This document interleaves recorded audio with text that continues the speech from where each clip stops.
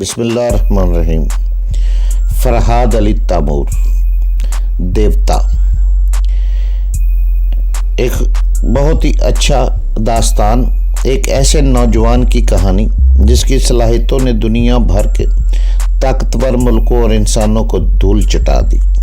اپنے ملک کی بقا کے لیے پوری دنیا سے لڑ گیا، جہاں گیا اپنے نام کا سکہ جمایا، جسے بچپن میں نہ ماں کا پیار ملا نہ باپ کا، جو ماں کی گود کو ترستا رہا، جسے نفرت ہی نفرت ملی۔ تو جناب اس کی طرف چلنے سے پہلے آپ پلیز چینل کو سبسکرائب کریں، لائک اور شیئر کریں تاکہ ہر آنے والی قسط آپ کو فوری مل سکے۔ دیوتا، قسط نمبر 184 184۔ You nonsense bloody fool, کیا تم دونوں اندھیرے میں مرنا چاہتے ہو؟ ہم نے کوئی جواب نہیں دیا، چپ چاپ آگے بڑھتے چلے گئے۔ آگے ایک دروازہ تھا، وہ اندھیرے میں اس لیے نظر آ گیا کہ اس کے ساتھ والی کھڑکی کے آدھے شیشے روشن تھے، کمرے کے اندر روشنی تھی، وہاں یقیناً کچھ لوگ ہو سکتے تھے۔ میں اور سونیا دروازے کے دونوں طرف دیوار سے لگ کر کھڑے ہو گئے۔ سونیا نے دیوار پر لگے ہوئے بٹن کو دبایا تو دروازہ خود بخود کھلتا گیا۔ اس وقت عمارت کے باہر فائرنگ کی آواز سنائی تھی۔ شاید رمنا اور ناری دشمنوں کا مقابلہ کر رہے تھے اور انہیں عمارت کے اندر آنے سے روک رہے تھے۔ تھوڑے تھوڑے وقفے سے گولیاں چل رہی تھیں۔ اتنے میں اسپیکر سے گراہٹ سنائی دی۔ اچھا، تو تم دونوں نے باقاعدہ اپنی فوج بنا لی ہے۔ عمارت کے باہر میرے آدمیوں کا راستہ روکا جا رہا ہے، مگر اس جزیرے میں تمہارے کتنے مددگار ہیں؟ میرے گارڈ ابھی تھوڑی دیر میں ان کا خاتمہ کر دیں گے۔ ہم خاموشی سے اس کی باتیں سنتے رہے۔ وہ چاہتا تھا کہ میں کوئی جواب میں کچھ کہوں اور کہنے کے دوران اپنے ساتھیوں کی تعداد بتاؤں کہ باہر میرے کتنے حمیتی ہیں۔ ہماری خاموشی پر اس نے جھنجھلا کر کہا، کہاں مر گئے؟ بولتے کیوں نہیں؟ میں جانتا ہوں کہ تم دونوں دروازے کے پاس ہو اور وہ دروازہ کھل چکا ہے، کیا تم اندر جانے کی جرات کرو گے؟ میں نے بلند آواز میں کہا، سپر ماسٹر، میں تم سے اور تمہارے آدمیوں سے کہتا ہوں کہ اپنے ہتھیار پھینک کر دونوں ہاتھ اپنے سروں پر رکھ کر باہر آ جائے۔ اگر میں اندر آنے پر مجبور ہو گیا تو اس حال میں قدم رکھنے سے پہلے گرنیڈ کے دھماکے کروں گا۔ اگر تمہارے آدمی گرنیڈ پھینکیں گے تو ہمیں اپنے بچاؤ کے لیے یہاں بھاگنے کی کافی جگہ ہے، تم لوگوں کو فرار کا راستہ نہیں ملے گا۔ تھوڑی دیر کے لیے پھر خاموشی چھا گئی۔ اس کے بعد سپر ماسٹر کی آواز سنائی دی، گرنیڈ پھینکنے کی حماقت نہ کرنا، تم پہلے ہی اس عمارت کو بہت سی کارآمد مشینوں کو تباہ کر چکے ہو، تو پھر میں حکم دیتا ہوں ہتھیار پھینک کر باہر آ جاؤ۔ رات تمہاری شامت آ گئی ہے، دیکھو باہر فائرنگ بند ہو چکی ہے، اس کا مطلب ہے تمہارے مٹھی پر آدمی مارے گئے ہیں۔ یہ بھی ہو سکتا ہے کہ تمہارے آدمی دم دما کر بھاگ گئے ہوں۔ اس وقت عمارت کے اندرونی حصے میں کہیں دور قدموں کی چاپ سنائی دی۔ اسپیکر سے گرج کر کہا گیا، آلٹ، تم کون ہو اور کس سے ملنا چاہتے ہو؟ اس کے جواب میں دور سے رمنا کی آواز سنائی دی، فراز، سونیا، تم دونوں کہاں ہو؟ مجھے آواز دو، میں اس طرف آ رہی ہوں۔ میرے اور سونیا کے درمیان جو دروازہ کھلا ہوا تھا وہ تھوڑے وقفے کے بعد بند ہو چکا تھا، کیونکہ بٹن دبانے کے بعد اسے ہاتھوں سے کھولنے کی ضرورت نہیں پڑتی، وہ خود بخود کھلتا تھا اور تھوڑے وقفے کے بعد آپ ہی آپ بند ہو جاتا تھا۔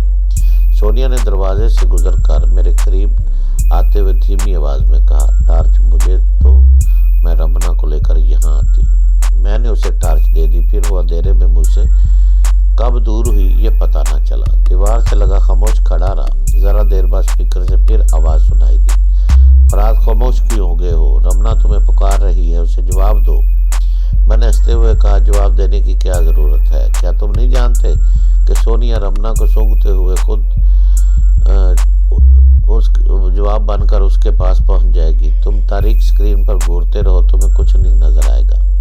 ہوں، اس کی آواز سنائی دی، اسکرین پر کبھی کبھی ٹارچ کی روشنی ادھر سے ادھر لہراتی ہے، مگر سمجھ میں نہیں آتا کہ وہ کس کوریڈور اور بہت ہی محتاط انداز میں میرے قریب نہیں بلکہ اپنی موت کے قریب پہنچنے والے ہو۔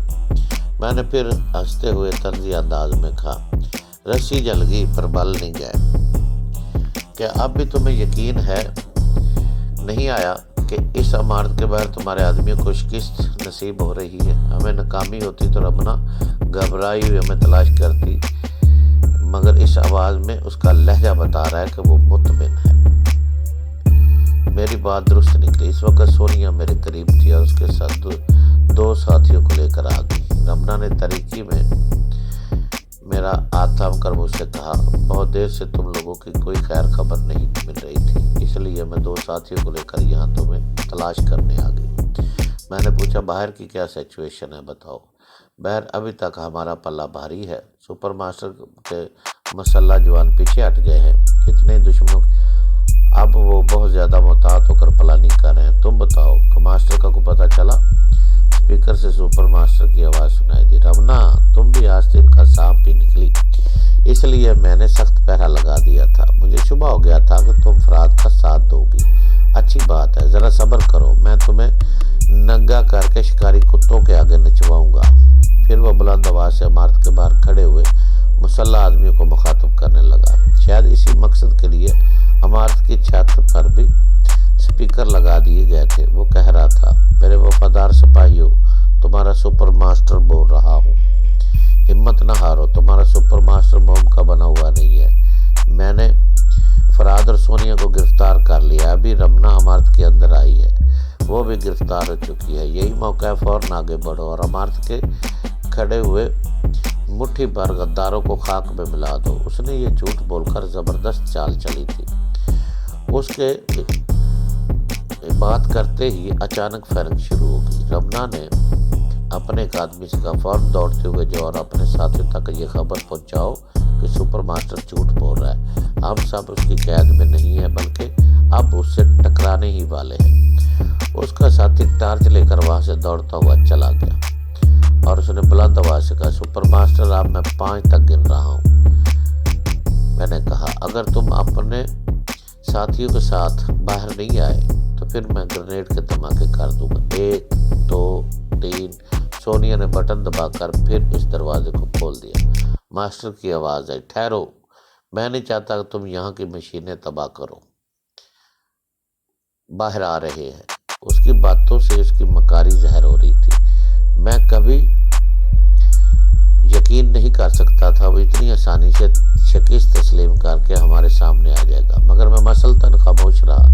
1 منٹ بعد ہی ہال سے 2-3 شخص یکے بعد دیگرے باہر آئے۔ انہوں نے اپنے ہاتھ اٹھا رکھے تھے، اپنے سروں پر رکھے ہوئے تھے۔ سونیا نے باہر آنے والے پہلے شخص کی طرف اشارہ کرتے ہوئے کہا، فراد تم بھول چکے ہو، اس لیے میں بتا رہی ہوں، یہ ماسٹر سائمن ہے۔ ہال کے اندر سے آنے والی روشنی میں وہ تینوں نظر آ رہے تھے۔ سونیا نے دوسرے شخص کی طرف اشارہ کرتے ہوئے کہا، یہ بہت بڑا سائنسدان ہے، یہاں کی خطرناک مشینوں کو آپریٹ کرتا ہے۔ ہاں، میں اس شیطان کو کبھی نہیں بھول سکتی، اس نے فرحاد کو سینی جھٹکے پہنچائے تھے اور میرے فرحاد کی یادداشت سے مجھے بھی ختم کر دیا تھا۔ مگر وہ تیسرا شخص کون ہے؟ ہم سب اس کی طرف دیکھتے ہوئے، اس کا آدھا چہرہ داڑھی اور مونچھوں سے چھپا ہوا تھا، آنکھوں پر سیاہ شیشوں کی اینک تھی اور فلیٹ ہیڈ پیشانی پر جھکی ہوئی تھی۔ رمنا نے اس کی شناخت کی۔ فرحاد، یہ حلیے سے سپر ماسٹر معلوم ہوتا ہے، میں نے ماسٹروں کی ایک میٹنگ میں اکثر اسے دیکھا ہے۔ میٹنگ کے دوران اگر بولنے کی ضرورت پیش آتی تھی تو یہ زبان سے کچھ نہیں کہتا تھا، مگر اپنا فیصلہ کاغذ پر لکھ کر دے دیتا تھا۔ ہم نے کبھی اسے بولتے نہیں سنا۔ تم اس سے یہ آج بھی بولے گا یا نہیں، اسے بلوا کر دیکھو۔ رمنا کا ایک ساتھی تینوں کی تلاشی لے رہا تھا، پھر مطمئن ہو کر ایک طرف ہٹ گیا۔ میں نے اس تیسرے شخص سے پوچھا، کیا ثبوت ہے تم سپر ماسٹر ہو؟ وہ گونگے کی طرح منہ سے آوازیں نکال کر ہاتھ کے اشاروں سے بتانے لگا کہ وہ بولنے سے معذور ہے۔ میں نے اسٹین گن کے دستے سے اس کے منہ پر ایک ضرب لگائی۔ شیطان کے بچے، اگر تم گونگے ہو تو اسپیکر کے ذریعے تمہارا باپ بول رہا ہے۔ مار کھاتے اس کے منہ سے خون ابلنے لگا۔ وہ دونوں ہاتھوں سے منہ کو دبا کر فرش پر بیٹھ گیا۔ سونیا نے اسے ایک ٹھوکر مار کر کہا، یہاں تم میں سے کسی کو بیٹھنے یا منہ پھیرنے یا ایک دوسرے سے باتیں کرنے کی اجازت نہیں ہے، چپ چاپ کھڑے رہو۔ سائمن نے آہستگی سے کہا، سونیا تم ابھی اعتراف کر چکی ہو کہ تم نے سپر ماسٹر کو کبھی بولتے نہیں دیکھا۔ تم لوگوں کو یقین کر لینا چاہیے، یہ واقعی گونگا ہے۔ اسپیکر سے مسٹر رابرٹ بول رہے تھے، سائمن نے سائنسدان رابرٹ کی طرف اشارہ کیا۔ رابرٹ نے اعتراف کیا کہ اتنی دیر سے وہی بکواس کر رہا تھا۔ جب کبھی ضروری حکامات ہوتے تو یہ گونگا سپر ماسٹر ان احکامات کو لکھ کر رابرٹ کے سامنے پیش کر دیتا تھا۔ رابرٹ اس تحریر کو مائک پر دہرا دیتا تھا۔ رمنا نے کہا، ابھی اس بات کی تصدیق ہو جائے گی۔ ہم ابھی اندر جا کر دیکھیں گے کہ یہاں سے بھاگنے کا راستہ نہیں ہے۔ سپر ماسٹر کسی چور دروازے سے نکلنا چاہے تو باہر ہمارے ساتھی اسے پکڑ لیں گے۔ میں نے کہا ٹھیک ہے، میں پہلے اندر جاتا ہوں۔ نہیں، میں جاؤں گی، سونیا نے کہا۔ ہم دونوں کے فیصلہ کرنے سے پہلے ہی رمنا دوڑتی گئی اندر چلی گئی۔ اندر پہنچتی اس نے چاروں طرف گھوم کر دیکھا، پھر کہا، یہاں کوئی نہیں ہے، مگر ٹھہرو، مجھے مشینوں کے پیچھے جھانک کر دیکھ لینے دو۔ اس کے پیچھے اس کا ساتھی بھی اندر چلا گیا۔ رمنا نے اسے ڈانٹ کر کہا، تم واپس جاؤ۔ نہیں رمنا، اگر ایرج کو پتہ چل گیا کہ ہماری موجودگی میں تم خطرات کا سامنا کر رہی تھی تو میری گردن اڑا دے گا۔ مجھے افسوس ہے، اس وقت میں تمہارا حکم نہیں مان سکتا۔ تم پیچھے ہٹ جاؤ یا پھر میں تمہارے ساتھ رہوں گا۔ میں اور سونیا ان کی باتیں سنتے رہے مگر اندر نہ جا سکے کیونکہ باہر کھڑے ہوئے تینوں قیدیوں کی نگرانی بھی لازمی تھی۔ ہال کے اندر دونوں مشینوں کے پیچھے جھانک کر دیکھ رہے تھے۔ اچانک ہی ایک مشین کے پیچھے سے کوئی نکل کر دوسرے دروازے کی طرف بھاگنے لگا۔ رمنا کے ساتھی نے اس پر چھلانگ لگائی مگر لیکن منہ کے بل گرا۔ بھاگنے والا بہت پھرتیلا تھا۔ جیسے ہی وہ دوسرے دروازے کی طرف پہنچا، رمنا نے فائر کرتے ہوئے دھمکی دی، رک جاؤ، تم ریوالور کی زد میں ہو۔